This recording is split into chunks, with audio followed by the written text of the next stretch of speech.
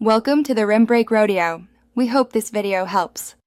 In this video, I will compare niacinamide versus retinol versus vitamin C. Niacinamide, a form of vitamin B3, is excellent for calming skin. It helps reduce redness and inflammation, making it ideal for sensitive or acne-prone skin. It also works to improve skin barrier function, minimizing the look of pores and evening out skin tone. You can often find it in serums and moisturizers, typically in concentrations of 2% to 10%. Next, let's talk about retinol, a powerful derivative of vitamin A. Retinol is renowned for its anti-aging properties, effectively diminishing fine lines and wrinkles by boosting collagen production. It also accelerates skin cell turnover, leading to a smoother, more even complexion. However, it can cause initial irritation, so it's best to introduce it slowly, perhaps 2 to 3 times a week, and always use sunscreen.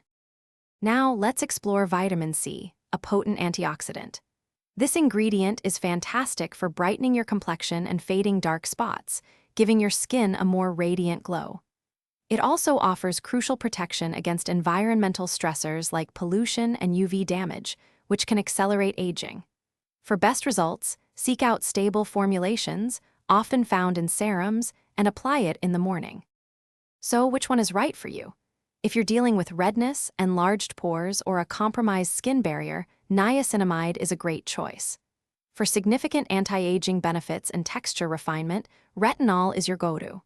And for brightening, evening skin tone, and antioxidant protection, vitamin C is ideal. You can even combine some of these, like niacinamide and vitamin C, for enhanced benefits. Remember to check the description for a link to those leak-proof meal prep containers and other great deals. Thanks for watching. Consider subscribing if we helped you.